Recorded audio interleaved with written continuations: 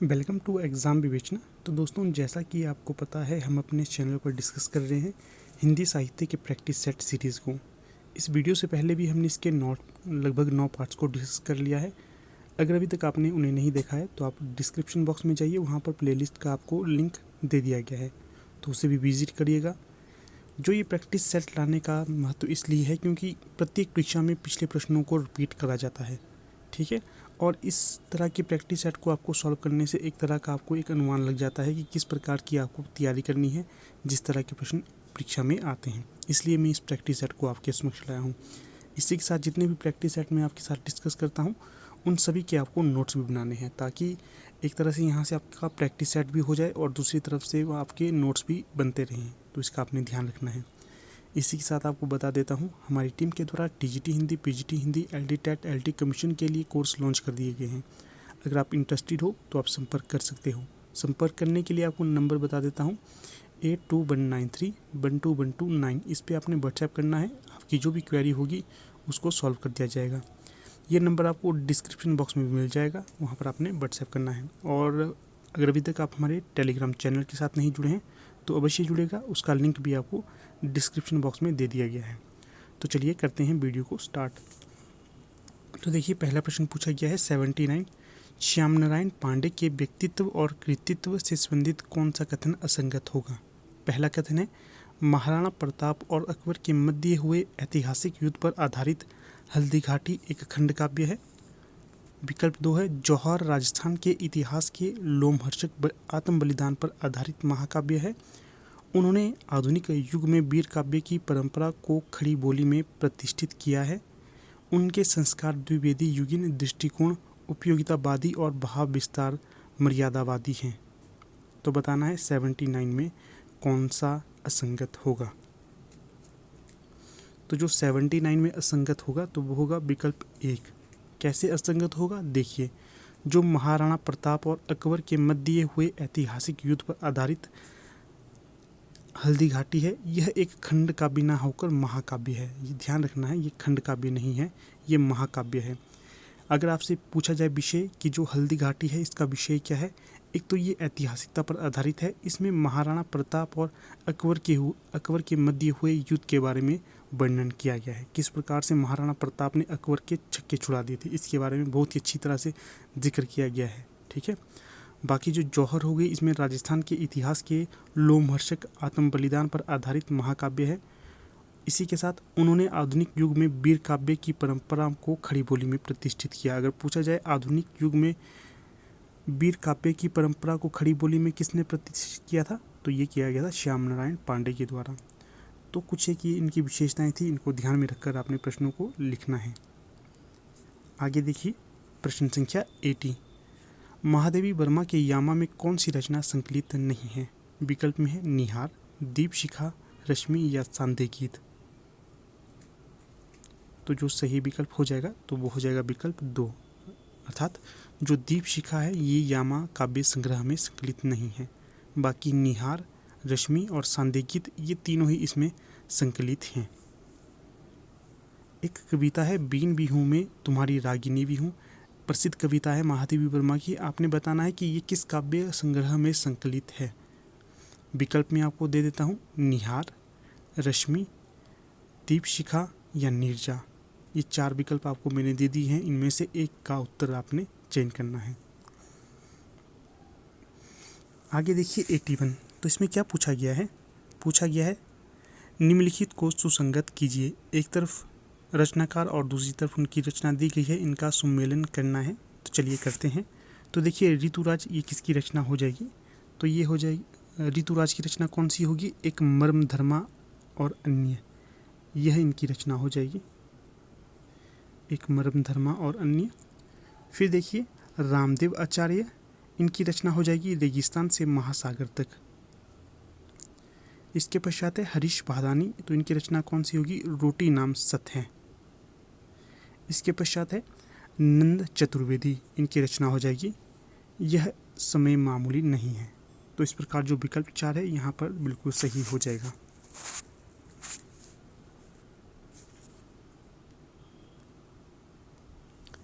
आगे देखिए 82, इसमें क्या पूछा गया है, कविता और कवि सुमेलित कीजिए। तो एक तरफ इसमें कविता दी गई है और दूसरी तरफ कवि दिया गया है, तो इन दोनों का सुमेलन करना है। तो चलिए करते हैं। तो देखिए जो इस यात्रा में ये हो जाएगी लीलाधर जगूड़ी की रचना।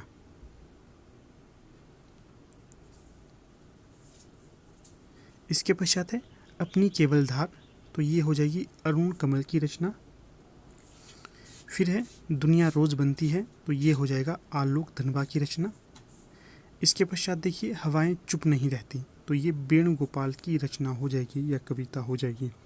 इस प्रकार 82 का सही विकल्प यहाँ पर ए हो जाएगा।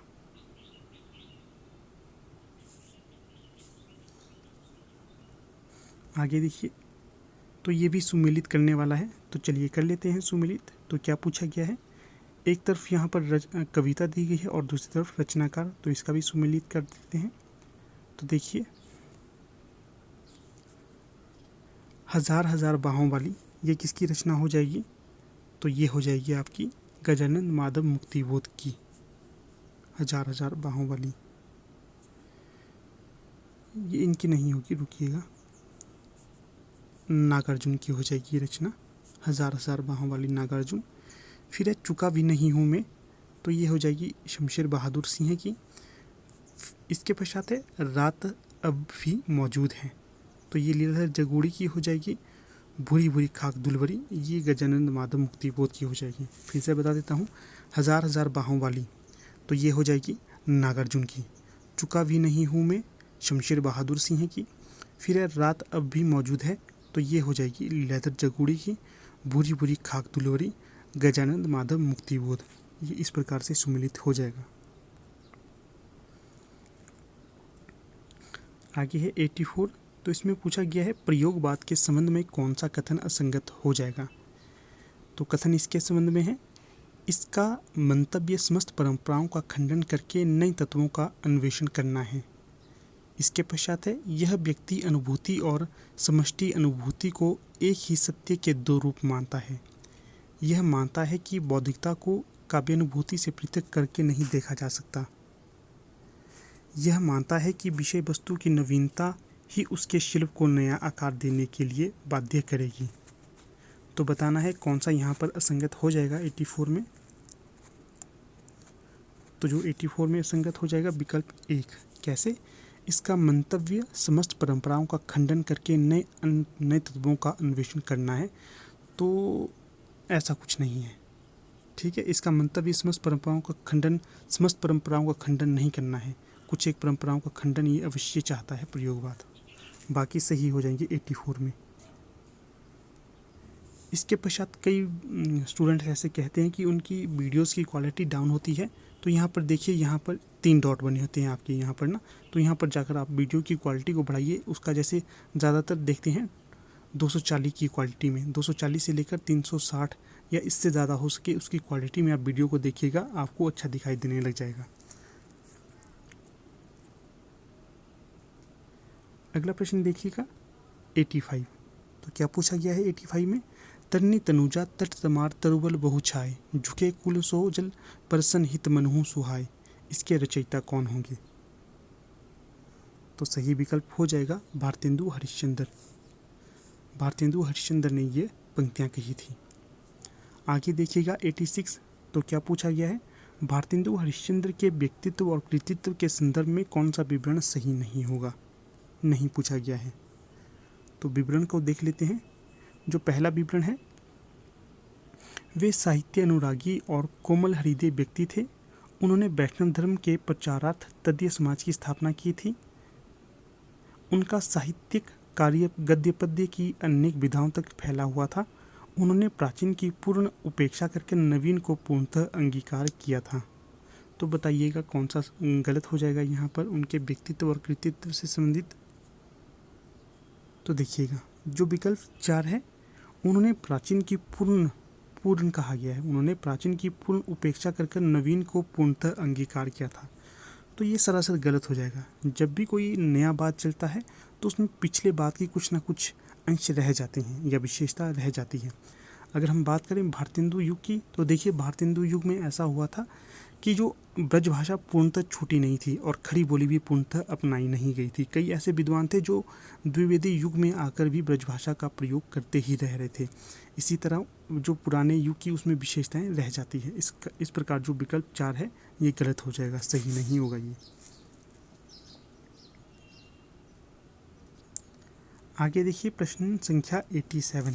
तो क्या पूछा गया है, आचार्य शुक्ल के अनुसार अंग्रेजी ढंग का हिंदी का पहला मौलिक उपन्यास कौन सा है? भाग्यवती, परीक्षा गुरु, नूतन ब्रह्मचारी, निस्सहाय हिंदू।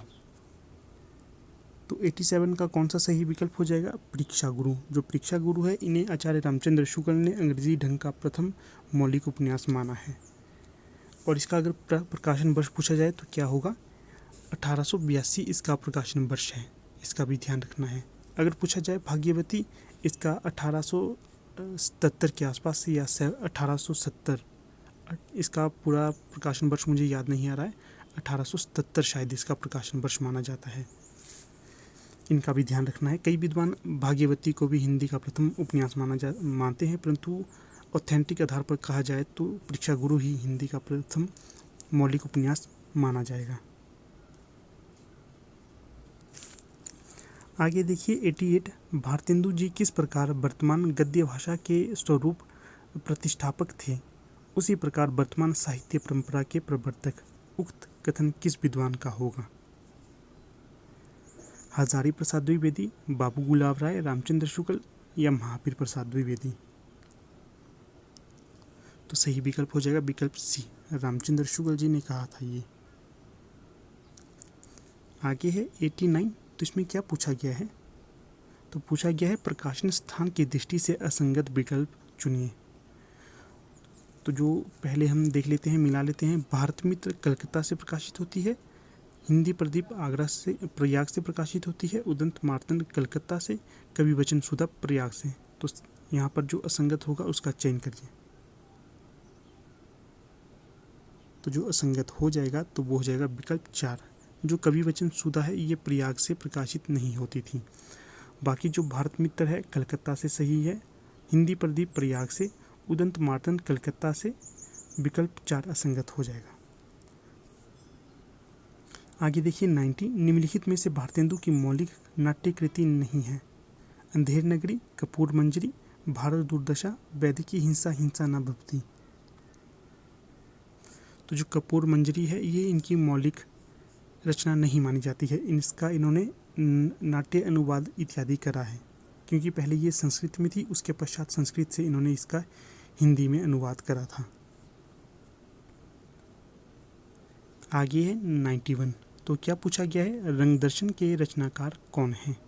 मोहन राकेश, लक्ष्मी नारायण लाल, नेमीचंद्र जैन या जयदेव तनेजा।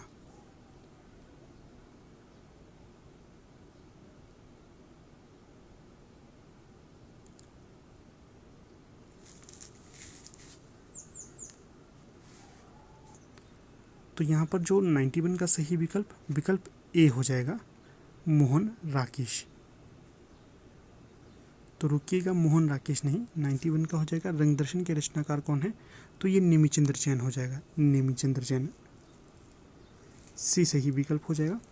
अगला देखिए 92, प्रताप नारायण मिश्र और पंडित बालकृष्ण भट्ट ने हिंदी गद्य साहित्य में वही काम किया है जो अंग्रेजी गद्य साहित्य में एडिसन और स्टील ने किया था। ये कथन किसका है? रामचंद्र शुक्ल, हजारी प्रसाद द्विवेदी, नंदुलाल वाजपेयी या राम कुमार वर्मा।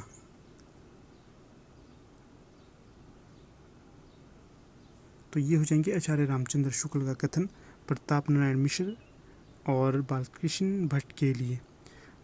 जो प्रताप नारायण मिश्र है इन्हें हिंदी का एडिसन कहा जाता है, और जो बालकृष्ण भट्ट है इन्हें हिंदी का स्टील कहा जाता है। इसका भी ध्यान रखना है, इन्हीं के कहने पर इनके ये नाम पड़े हैं। अगला है 93, इनमें से कौन सा निबंध संग्रह विद्यानिवास मिश्र का है? तो चलिए देख लेते हैं कौन कौन से निबंध इनके हो जाएंगे। तो देखिएगा,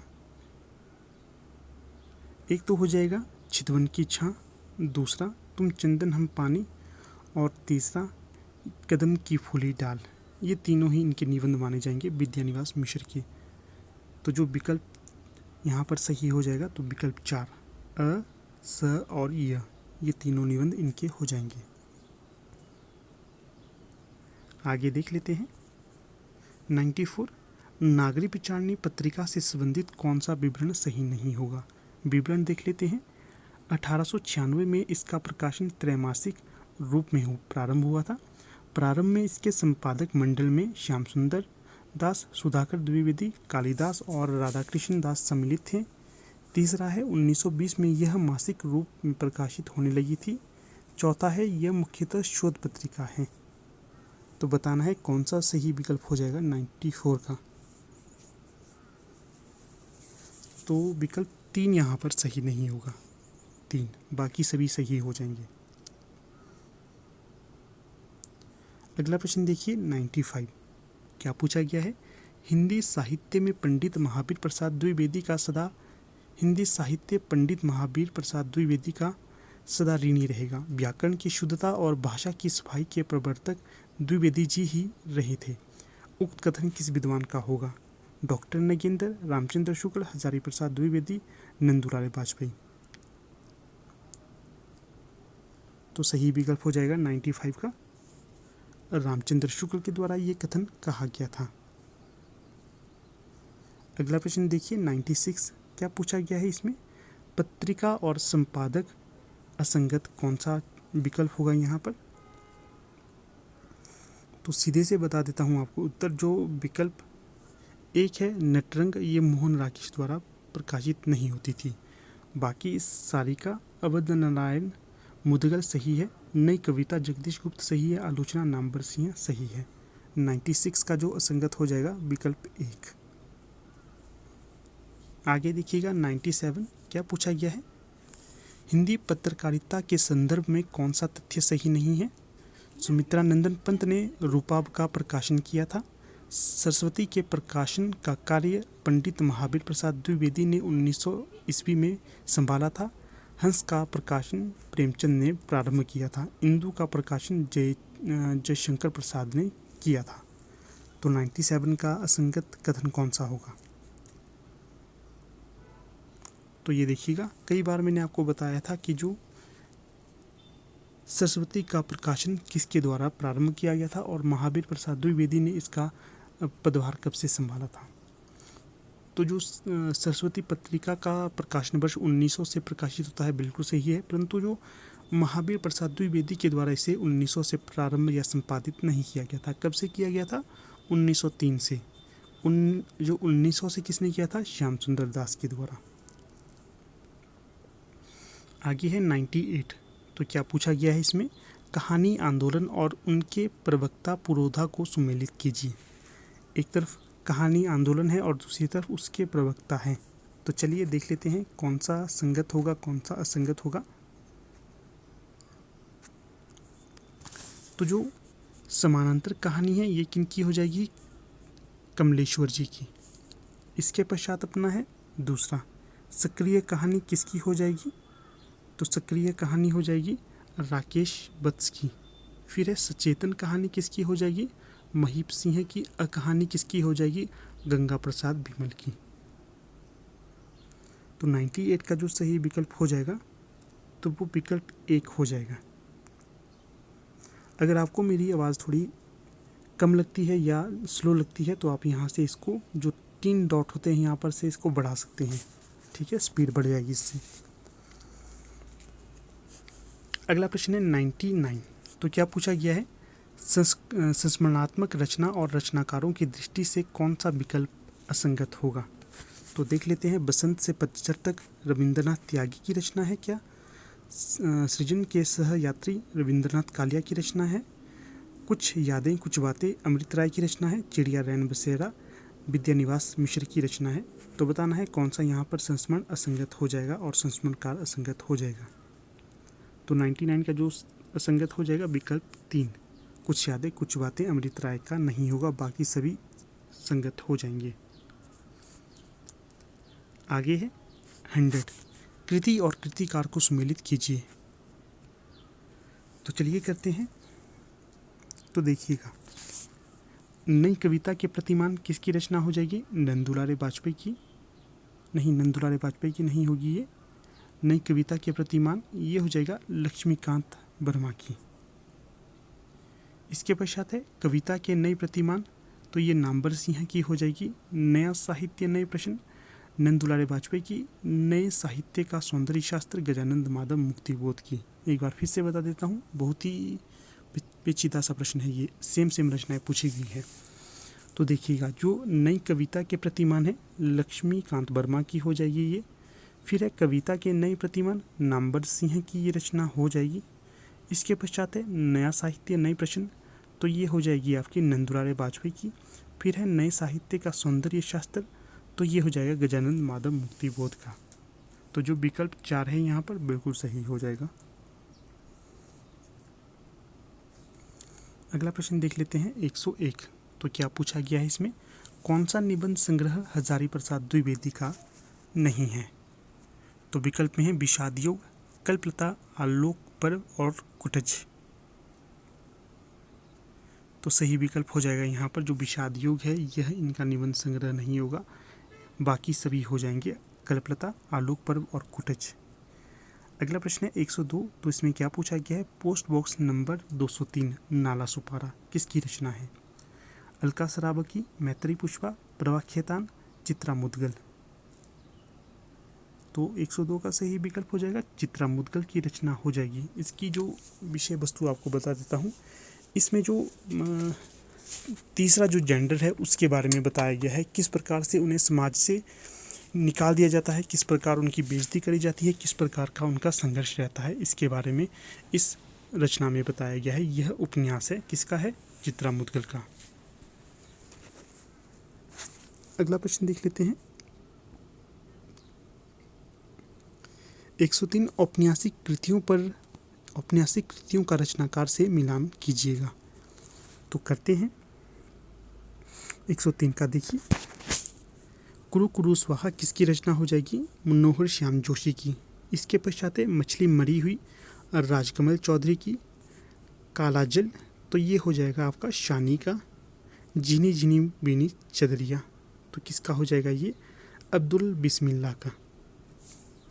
फिर से बता देता हूँ, कुरु कुरु स्वाहा ये मनोहर श्याम जोशी का हो जाएगा। मरी हुई मछली राजकमल चौधरी की। काला जल शानी, झिनी झिनी बिनी चदरिया, तो ये अब्दुल बिस्मिल्लाह का हो जाएगा। जो विकल्प 3 है यहाँ पर ये सही हो जाएगा। आगे देखिए, यहाँ पर सुसंगत कीजिए, तो सुसंगत करना है पिछले प्रश्न के समान। तो देख लेते हैं, कुछ कही कुछ अनकही किसका हो जाएगा? शीला झुनझुनवाला का।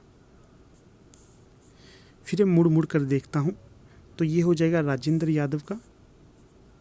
फिर अपने अपने पिंजरे, ये किसका हो जाएगा? मोहनदास नैमिष राय का। कस्तूरी कुंडल बसे, तो ये किसका हो जाएगा? मैत्री पुष्पा का। तो जो विकल्प 2 है 104 का, ये बिल्कुल सही हो जाएगा। अगला है 105। जितने श्रम और जितनी सावधानी से यह संपादित हुआ है, आज तक हिंदी का और कोई ग्रंथ नहीं। आचार्य शुक्ल का उक्त कथन किस संपादित रचना के विषय में है? तो चलिए बताइएगा सही विकल्प कौन सा होगा यहाँ पर 105 का। तो सही विकल्प हो जाएगा बिहारी रत्नाकर की। जो बिहारी रत्नाकर है, जगन्नाथ दास रत्नाकर की रचना, इसके बारे में इन्होंने, आचार्य रामचंद्र शुक्ल ने ये कथन कहा है। अगला प्रश्न देखिएगा 106। तो क्या पूछा गया है 106 में, किस विकल्प में रचना और उसके वर्णित चरित्र नायक असंगत होंगे? तो सही विकल्प हो जाएगा 106 का विकल्प 2। जो महामानव महापंडित है, ये मदन मोहन मालवीय की रचना नहीं होगी। बाकी तीनों विकल्प सही हो जाएंगे। स्मृति के झरोखे भारत भूषण अग्रवाल, वटवृक्ष की छाया अमृतलाल नागर, मरुभूमि का वह मेघ घनश्याम दास बिड़ला, ये सही हो जाएगा। आगे है 107। एक बूंद सहसा उछली यात्रावृत्त के लेखक कौन होंगे? निर्मल वर्मा, विष्णु प्रभाकर, सच्चिदानंद हीरानंद बादशाहन अज्ञे, मोहन राकेश। 107 का जो सही विकल्प हो जाएगा विकल्प 3, सच्चिदानंद हीरानंद बादशाहन अज्ञे की ये यात्रावृत्त होगा।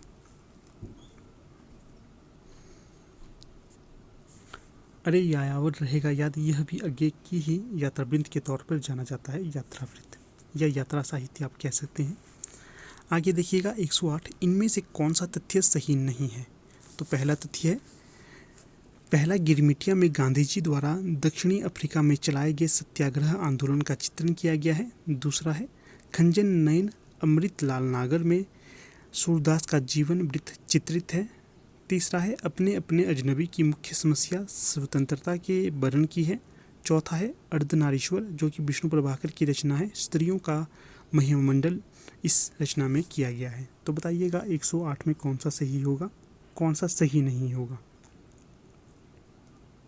तो जो सही नहीं होगा तो वो हो जाएगा विकल्प 4, जो अर्धनारीश्वर है। इसमें स्त्रियों के महिमा मंडन के बारे में नहीं बताया गया है। बाकी तीनों ही यहाँ पर सही हो जाएंगे। आगे देखिएगा प्रश्न संख्या 109। तो क्या पूछा गया है इसमें, खजुराहो का शिल्पी किसकी रचना होगी।